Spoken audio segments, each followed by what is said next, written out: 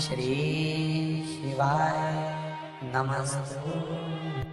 जितने लोग आस्था चैनल पर सुन रहे हैं और जितने लोग फेसबुक यूट्यूब पर सुन रहे हैं और जितने लोग इस पंडाल में सुन रहे हैं और इस पंडाल के बाहर 7 स्थान शिवलिंग के बताए हैं जहां पर भूल से अगर कोई चंदन की उंगलियां लगा देता है, 7 स्थान ऐसे हैं जहां चंदन की मात्र उंगलियां लगा देने से ही शिव पितृलोक के पितरों को मुक्ति प्रदान करके वैकुंठ लोक का निवास देते हैं।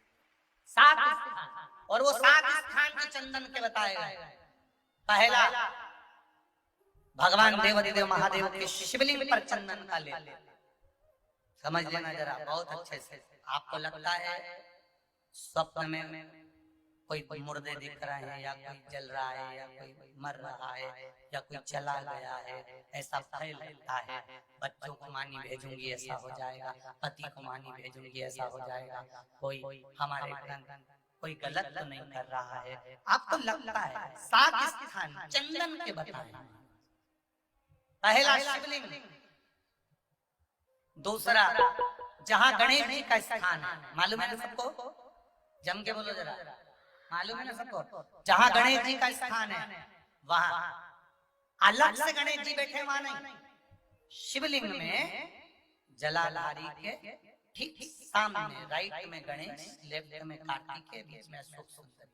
तो पहला चंदन बाबा के शिवलिंग पर, दूसरा गणेश जी पर चंदन की उंगली, तीसरा षडानंद कार्तिकेय पर चंदन की उंगली, चौथा अशोक सुंदरी पर चंदन की उंगली, पांचवा जलाधारी पर चंदन की उंगली, छठा जो शिवलिंग का जल बह रहा है इसके ठीक विपरीत की ओर चंदन की उंगली, और 7वां चंदन नंदी के मस्तक के ऊपर जो 2 सींग लगे रहते हैं उस पर चंदन की उंगली। ये कब लगाई जाती है? या तो अमावस्या के दिन। आपको लगता है कि हमारे पूर्वजों का उद्धार नहीं हुआ, हमारे पूर्वजों का कल्याण नहीं हुआ, कहीं अधोगति में कोई चला गया है, उसका बस एक बार, रोज नहीं जरूरत है, प्रतिदिन जरूरत नहीं, महीने में एक बार अगर अमावस्या के दिन भी आपने चंदन के थोड़ा सा चंदन अगर मेरे देवाधिदेव महादेव को 7 स्थान पर समर्पित किया है। अशोक यहाँ पर वर्णन कर रही है, मैना, धन्य और कला की कथा कर रही है। तीनों ने सनकादि ऋषियों से मांगा। चंदन भगवान अति प्रिय होता है और चंदन ही एक ऐसा होता है जो पितरों को भी प्रिय होता है, जिसका स्पर्श मात्र लगने से पूर्वजों का कल्याण हो जाता है। वो तो आप लोग जो पशुपति व्रत कर रहे हो या कोई भी उपास करते हो, कई लोग कहते हैं हमने करा नहीं हुआ, क्यों नहीं हुआ? उसमें हमारी गलतियों को। अब जैसे ये शिवलिंग रखा है, आपने जल चढ़ाया, अब जल यहाँ से चढ़ा रहे हो तो धीरे धीरे धीरे धीरे चढ़ाए जिससे छींटे बाहर, यहाँ तक छींटे धारी तक चले, बाहर ना। और एक बात का स्मरण रहे,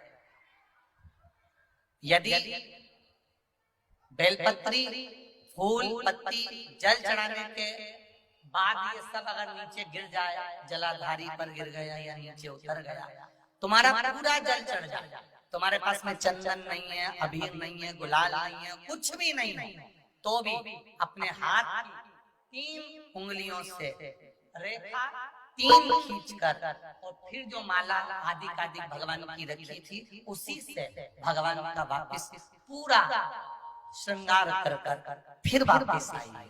भगवान को पूर्ण श्रृंगार, भगवान का पूर्ण श्रृंगार कर आई। कई लोग जल चढ़ाने के बाद में भगवान का जो फूल पत्ती नीचे रखी रहती है, आप हम ये नहीं कह रहे कि आप अपने घर से लेकर जाओ, आपके पास में कुछ नहीं, एक लोटा जल चढ़ा, जल चढ़ाया, जो फूल पत्ती नीचे रखी हुई है उसी को उठाकर उसको रख, उसी फूल से भगवान का खूब भगवान का कर फिर आया। क्यों? शिव का जब हम श्रृंगार कर आते हैं, माता पार्वती जी ने देवाधिदेव महादेव का श्रृंगार किया है, आप लोगों के स्मरण में होगा। राम जी ने माता जानकी का श्रृंगार किया है। रामचरित्र सुनिए कथा, रामायण सुनिए आप लोगों ने।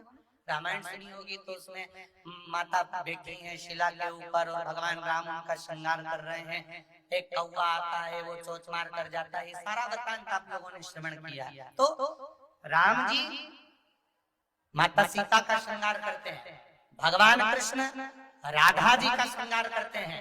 कहा जल चढ़ाने के बाद वहीं पर पड़ी हुई पत्ती से, फूल से, जो चढ़े हुए फूल हैं, चढ़ी हुई पत्ती है, चढ़ा हुआ निर्माल्य है, जो भी शिव जी का है, उसी को धोकर वापिस भगवान का श्रृंगार कर कर आना चाहिए। किस लिए? कि हे भोलेनाथ, जब मैं इस संसार सागर से जाऊं, अखंड सुहाग लेकर पूरी श्रृंगार कर कर इस धाम से जाऊं। ऐसी जो पड़ा जो चंदन नहीं है, हाथ से चंदन का स्मरण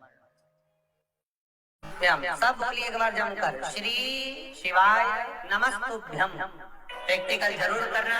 कहीं सीवर वाला महाराज झूठ तो नहीं बोल रहा। शास्त्रों की बातें हमारे जीवन में हमें सुख प्रदान करे, इसलिए इस भाव का आनंद करते हुए आज की कथा को विराम देते हैं। वीडियो पसंद आई हो तो शेयर करें, लाइक करें, सब्सक्राइब करें। श्री शिवाय नमस्तुभ्यम, हर हर महादेव कमेंट बॉक्स में जरूर लिखें। महादेव आपकी सभी मनोकामनाएं पूर्ण करें। मिलते हैं अगले वीडियो में। श्री हर हर महादेव।